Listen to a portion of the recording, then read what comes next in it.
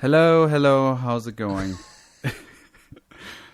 Welcome to another podcast of This Guy Edits with my friend Tyler. Tyler, how's your day? Hi, I'm good, Sven. What is this podcast?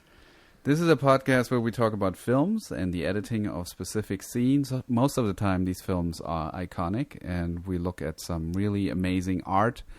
This time we're looking at National Lampoon's European Vacation. And that's art in its own, and I'm really excited because this film means a lot to me because I sort of watched it when I first visited America and saw it on HBO repeatedly. But you came from Europe and saw it here. I know. It seems like it's just the irony you would see would be delicious. vacation. Yeah, no, I had an American vacation, and all I did was basically jump from the pool to watching a rerun on HBO of this movie, and I loved it. That used to be the thing, watching HBO over and over again. I don't know, the world's changing, Sven.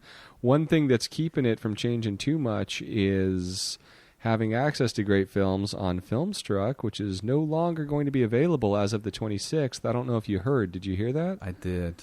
But good news, maybe not good news, but news that we can make noise about is there is a change.org petition. I signed it moments ago. It needs 35,000 signatures. I don't know for what purpose. It had 34,562 when I signed it, so we urge all listeners that use Filmstruck to sign the petition. Who knows what will come of it? Nice. Something, I hope. Is there a deadline or you don't know? ASAP.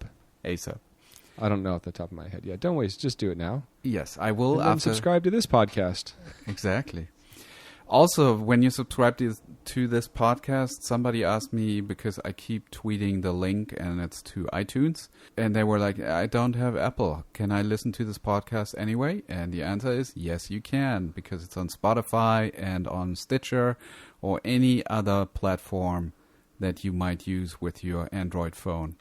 We don't discriminate. Yeah, and I like Stitcher a lot. It's great because you can share from specific moments and stuff like that, which is a lot of fun. Oh, cool. I was at PatrickCon the last couple of days over the weekend, and that is a convention for creators that are on Patreon. Tyler asked me what Patreon is. What's Patreon, Sven? Sorry, I was looking at the Patreon. What'd you say? Patreon is a platform that helps artists get more connected with their fans and actually get sustainable income. And I've been a member on that for a year and a half, and you've recently become a member there. That's right. It's a really cool platform because it's actually started by somebody who is an artist, who is a creator, Jack Conte, and it's very transparent, the way that they deal with that relationship, the relationship between the artist and their supporters. It's actually unlike any other platform where, for example, YouTube, we don't really have a direct relationship. Even if you subscribe to me, if YouTube goes away, that relationship goes away. And there's not a whole lot you can do. And the same is with Facebook or Twitter. It's really in the hands of the platform. They own that relationship. And with Patreon, it's not that way. It's really, they get out of the way. I can email anyone that is a member and we can have a direct dialogue, and that is very, very transparent, and I love that way. And so I was happy to spend 2 days there, and I did a seminar about podcasts. And I thought that'd be this is a podcast. Yeah, because I wanted to learn how to do a podcast. And they had some fun facts that I could share here if you're interested. Guess how many... I am. Guess how many active podcasts there are in 2018? 2018? Yes.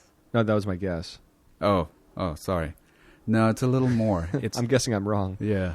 It's 525,000 active podcasts as of 2018. 44% of the U.S. population have listened to podcasts. Okay. How much of the percentage has a podcast? How many people? Every second person. Right. That's amazing. So, yeah, I thought that was really cool. There's some really popular ones that they presented. Have you heard about See Jurassic Right? What's that? It's a podcast just about the movie Jurassic Park. And it's been going on for years. Surprisingly, no, because we encapsulated it all in one 26 in one episode. There's a podcast called The Purrcast or The Purrcast. It's all about interviewing people who own cats. Okay. It's cool, huh? Yeah. I mean, do they re-edit episodes so it sounds like people are abusing their cats? Or is that just something we do? There's always a connection somehow. So you should know about this, right? You should be listening to that. I have a cat. I'm good with that. Like the time I have goes to the actual relationship. Yeah.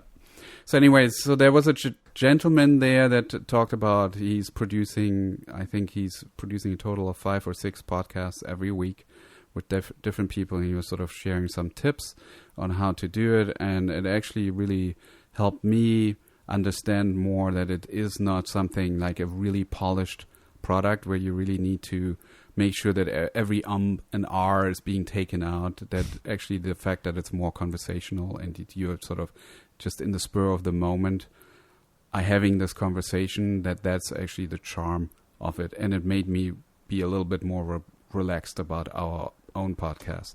So I think... Makes me think this guy wasn't a professional editor like the This Guy Edits podcast proudly features. Exactly. Believe me, no one wants it to require less editing than yours truly. Yeah. And it's not that bad, honestly. Yeah. It's always funny to edit it, and then, because it's always like at the end of editing it, it's like, oh, God, what is wrong with us? But then when you listen to it with all of the, oh, God, removed, I'm like always impressed by the podcast the next morning. It's like, yeah, it's pretty fucking good. Yeah, I agree. It's pretty cool because most of the time we're actually talking about scenes and discover some interesting things as we're going along watching it, and it's all happening sort of in the moment. We're not really thinking about it all that much. I mean, I do some research, you do some research, but I don't really think about the scene all that much. It's more like, okay, how do we set the scene and talk about what happened? Give us an example. For example, like for European Vacation. European Vacation. That's a movie. And I did not know who the director was. Do you know who directed European Vacation? Is it David Zucker? No. It was written by John Hughes. Okay. But not directed. He wrote the first one. Amy Heckerling directed this one. Oh, yeah. Wow, what a first job. Yes, well, I think it might have been her second job. I think her first job was Fast Times at Richmond High, right? Which is an goodness, awesome movie. Wow, okay. That we should... Yeah, I would have thought this preceded that, but that makes a lot of sense that she would get handed this after knocking that out of the park. Yeah, and she is a fellow AFI student or alumni. And worked really hard on her student film at AFI. She actually didn't finish. She graduated and then kept working at it overnight. And that film did very well afterwards in the festival circuit. And she almost already got hired right from the get-go by a studio. But she didn't have an agent. So she needed to find an agent to get her first job, but that all worked out. And she something happened to her as well, as she got into a car accident and was in the hospital for a while, and that really changed her life in the sense that she felt like, okay, she really needs to be on a mission. And there's another filmmaker who had a very similar experience like that, which is George Lucas, who survived a car accident and after that sort of really turned from a slacker into like just a very determined filmmaker. Well, there's another one who I guess actually is a filmmaker, Louis C.K., who was doing great with his stand-up comedy career. It was first time he had tons of money, just starting out, of course, but it was the first time things started to come together and got in this horrible motorcycle accident, and then all of it kind of started to go away, all the comedy stuff, and he realized he needed to do something else, and became a sexual pervert. But he also started making his short films and stuff. So if your career is not going well, maybe it's because you didn't get into a car accident. No, it just shows there's different ways to find motivation, I think. And sometimes people going through really tough things, and you see this all the time. Sometimes it can generate really good art. For example, J.R.R. Tolkien survived World War I. He was in World War I, and a lot of that influenced Lord of the Rings. J.D. Salinger, World War II. I mean, oftentimes people going through horrible things have stuff to pull through to generate content. So we're not saying go out and crash your car. we're saying bad things happen to everybody, but sometimes those can give you power to make great stuff out of them. Yeah, it definitely puts a different perspective on things sometimes. And sometimes that comes from something else, obviously. So... Yes. And also going to AFI helps. Maybe. Not everybody that went to AFI is obviously a working filmmaker, but it does help. Okay, so the film was made in 1985. It's the second film in National Lampoon's Vacation film series. It stars Chevy Chase and Beverly D'Angelo, Dana Hill, and Jason Lively. So the kids are a different cast than the original. Anthony Michael Hall dropped out because he wanted to shoot another film called Weird Science, which is another amazing film. And because of that, the producers decided to recast both children. The film is the only installment in the series in which the family's name is spelled Griswold with an A instead of an O. Fun fact. So the plot basically is they win a contest, a game show, and then they get an all-expensive paid trip to Europe. And it becomes this whirlwind tour of all the different countries. And it's basically just a setup to have all these slapstick kind of situations they go through. And one of them being Stonehenge, which is the scene we're going to be talking about. And I should also add another important contributor to European Vacation is J. Herring Pembroke, the editor of the film, who also edited Vacation. Did not come back for any others after that, so did not do the infamous Christmas Vacation, but he did do Groundhog Day. Oh. He did Out of Africa right after this. The same year as this, he did Out of Africa. He also did Multiplicity with Michael Keaton. Notable mention, just because there were multiple Michael Keatons in that film. He did Sister Act, Ghost Dad, and he also started his career. The second thing he worked on after TV, the first film he worked on was Tora, Tora, Tora. If you can believe that. Wow. So, anyways, that's the editor. Very cool. Before we get into the scene, I also wanted to mention that the film opened in July 26, 1985. The critics were not thrilled about the film. They say director Amy Heckerling gets carried away with physical humor while letting her American tourists grow tiresome and predictable. Structurally, the film unfolds like a series of travel brochures. Wow, why blame her and not blame John Hughes? Yeah, well, different times, maybe. Boy, were they not going to like the ones that came after. Michael C. Hall could have been in, or not Michael C. Hall. Anthony C. Hall? Oh, Anthony Michael Hall. He could have played Ed Helms' part in the recent reboot. True. And Harold Ramis did the original, of course, so he set the template. Nice. And the most recent one was written and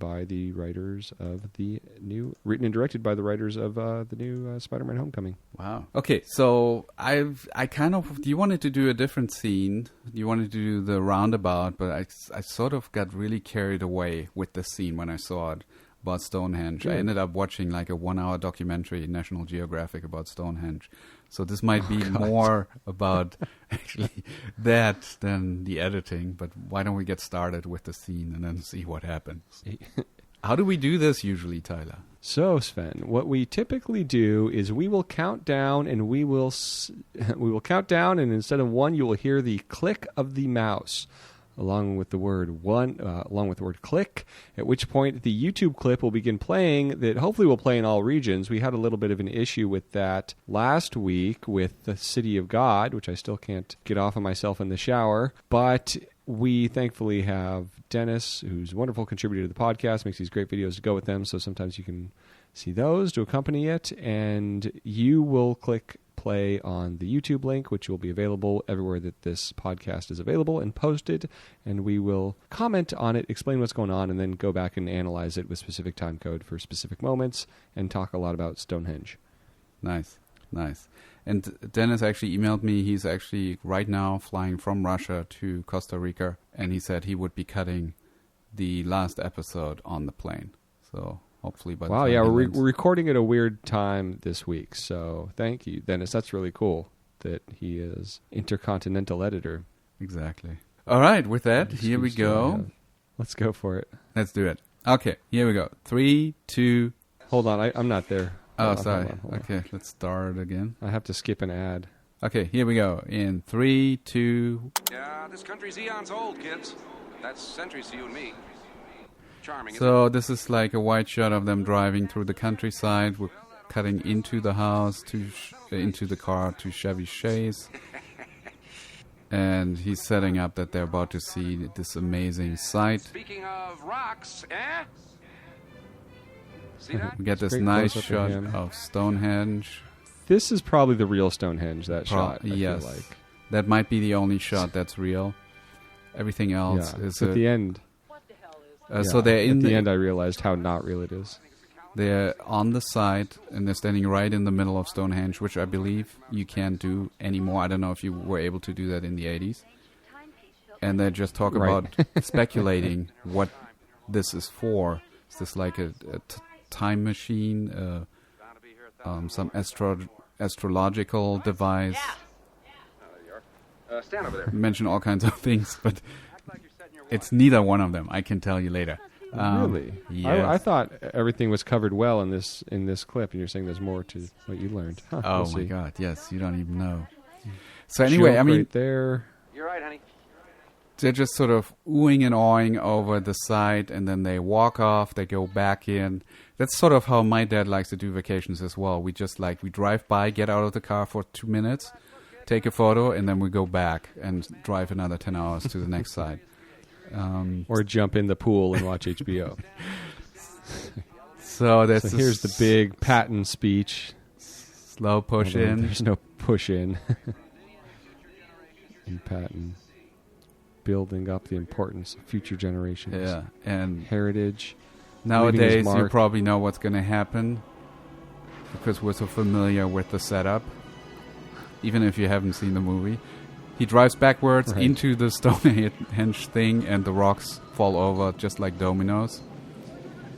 Well, And- I don't think it's a nowadays thing, but we'll talk about that. Notice And, notice the looks like- shape of Stonehenge right here. We can talk about that. Like how they are lined Was this up. your documentary? Yes. Was that in your documentary when they knocked it over? So real quick, just to comment on your probably expect it, that's kind of how, I mean, at the time it worked as well, because that's how comedy works, is you set up the expectation and pay it off.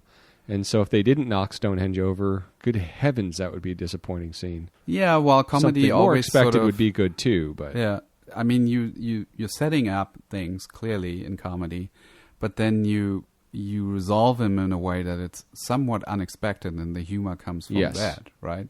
So you have Yeah. expectations, and Yeah. I would think the audience nowadays wouldn't be as surprised about the payoff than back in the 80s, where that still sort of felt very fresh. I think if Heckerling wasn't mailing it in like they said, that this could have been something more clever could have happened. Yeah, I mean, I remember back in the 80s, I thought it was hilarious. Like, I thought this was the greatest. And now it's not funny at all. No, I mean, I had a hard time watching the scenes and being like, really, okay, is there something really special here? I thought this one still has something there, and maybe we can go into the detail, just the editing itself. So why don't we go back? Yeah. Well, the roundabout scene had the thing that got me was that it becomes nighttime. Because we all know and get what's happening, but then it's nighttime and they're still doing it.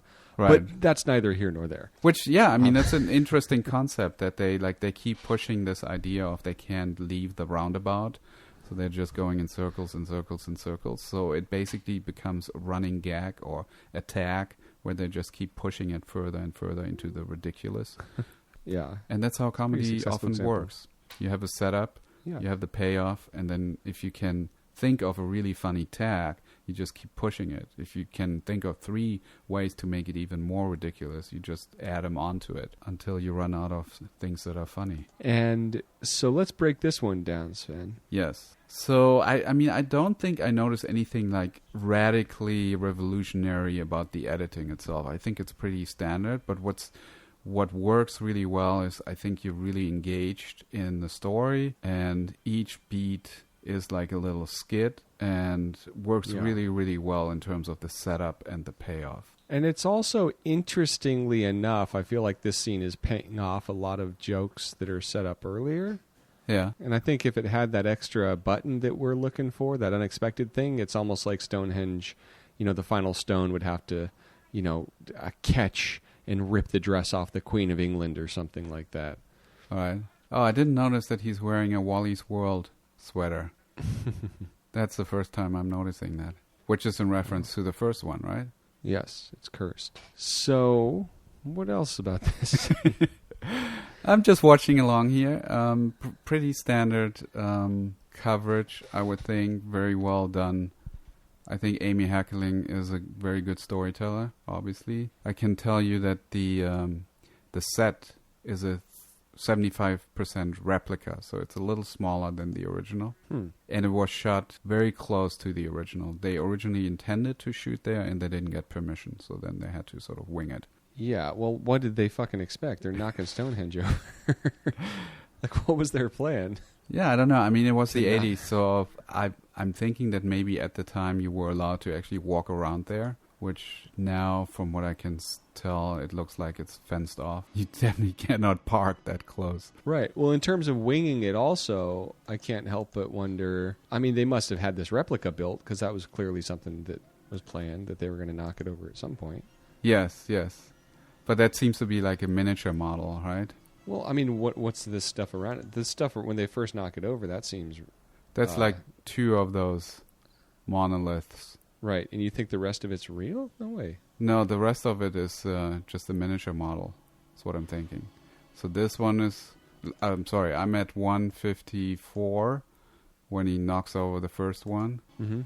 You're saying that's miniature behind it with forced perspective or something? No, they built the whole set. Yeah, that's what I'm saying. Yeah, but I think then every other shot that we see, that should be just a miniature. Right. Because you don't see any people in it. You would be seeing people if they would have done this for real. Yeah. Boom. And you can see like the styrofoam break. Oh, wow. Yeah, at 210, it's totally styrofoam. That's funny. It's cool. And also the arrangement, the way that they are arranged, they are sort of in a snail pattern, so you have that domino effect. The real Stonehenge is circular, so it wouldn't actually work that way. Wow. The sequel effect. This movie just feels so mailed in, and then Chase is just dumping energy into it. But it had a couple endearing, great moments, I feel like. Yes. So now that we talked about the filmmaking, let me ask you a couple of questions. So what do you think this is? Oh. Like What do I Stonehenge? think Stonehenge is? Yes. What's I think the that deal with it? is reflective of the stadium type governmental establishment of some sort of government and a place of gathering and voicing opinion, as evidenced in similar structures in Iceland. But what do I know? Yeah, I from what and who knows? I've just watched this one documentary, and their theory is that it's definitely a place of worship, so not of government. And there are actually 2 sides to this. So this is actually worshiping the dead, the afterlife. And 2 miles down the field, there's actually another one of these henges or circular spaces that was actually wooden poles sticking up in the air, and that was the place of life. And they were all connected, and they were aligned in a way that on the day that in the summer, when it is the longest daylight, that the sun would actually rise and fall through the gates of these 2 places. So they were aligned in a straight line with the sun, that it would rise on one side through the gate and then come down on the other side. And then on the shortest day, it would do the reverse. And they built that to honor their ancestors. And they would actually come twice a year and camp out on the other side and then walk over to this side during the day or whatever to do the celebration and the honoring. And the reason why this site was chosen is because there's actually a rock formation that is leading that line towards the sun underneath the soil that they must have seen back then. Right. That sort of gave them the indication that this must be a really holy site. And that's how they picked this out and created this whole architecture around it. And this was 3,000 years before Christ up to 2,000 years before Christ. There were some changes there, like they moved rocks around and stuff. Hey, Clark Griswold says 2,000 years. He did, but I think it started in 3,000 years before Christ. And actually, some of the rocks were actually down by the river, and they were moved 500 years later. That's sort of what I remember from that documentary. And, I mean, how they moved it's all like an impressive feat also. Yes. I mean, nobody really knows how they did it, but they were able to simulate how they could have done it. With, like, they created small rolling balls, like little bowling balls almost, and a track system, and we're able to move one of those big ones that's like 40 tons heavy, and then figured out a way how they can also lift it up. And they go pretty deep into the ground, actually. It's actually, they not according to what I'm looking at 213. Yeah, no, they, because of the earthworm activity in the soil, it looks as if they're sinking into the ground and eventually will be totally covered up, because they create more soil that just builds up and builds up, so they're not sinking, but it creates the effect as if they were sinking by the activity. So since that has been done, they're already several feet deeper than they originally were. Yeah, and apparently there's like infrared scans that can show that they were dragged. I guess at some point there was a debate whether Stonehenge, like whether it was just there or if people built it. It's like, I don't know much, but it looks like someone built it. Yeah, I would assume so. Well, anyways, that's fascinating. And then that has to do with editing. What? I don't know. That's part of this podcast, right? You get curious about something and you just start digging. And that's what I like about what we're doing, is like we're hopefully inspiring listeners to be curious about stuff and start digging a little. And I think that, and that attitude's good for editing also, because how many times have you had something that by you going back into the footage and looking at something a new way and kind of having that drive, that methodic kind of approach, I mean, how well has that served you with so many projects? Yeah, for most of the scenes that really, I feel like they're my better work, I feel like it's always a hunch, a curiosity that drove that scene. It's not because there's something really planned out beforehand. It just happens. Yeah. And I noticed with editors, myself included, and it's like we just can't stop. Like there's that mentality of, there's some type of people where it's like, oh, no, I need to get this right. I'm going to fix it. I'm going to make it work. I'm just not going to stop. Because otherwise, why would we do this job? It's crazy. Like editing a movie is an act of insanity. Yeah. And the fact that we enjoy it, that's super scary. And in a way, that's the definition of having a point of view, I think. It's like you're having a hunch, you're having an instinct, and you're just following it through. And you're like, okay, let me just drive this all the way through and then see if the director might like it. Right. And more often than not, it then stays in the film, surprisingly. Yeah. Speaking of films, sign up for Filmstruck if you like good films. My goodness. Well, don't sign up because you can't, but sign that petition. Who knows? I mean, maybe something better will come about. But it just doesn't seem like the big companies that own these movies have any interest whatsoever in preserving them. They own the content. They don't give half a shit if anybody sees it. So if you're a film lover, you love is a verb. Love those movies. Filmstruck is it's worth making some noise about with a huge petition, whether anything happens or not. So do that. Yep. There was a great article on IndieWire that sort of highlighted some of the films that they have in the library, and they recommended before it's going to go away, watch these 20 films. And I think that's a great idea to catch those while they're still there. Yeah.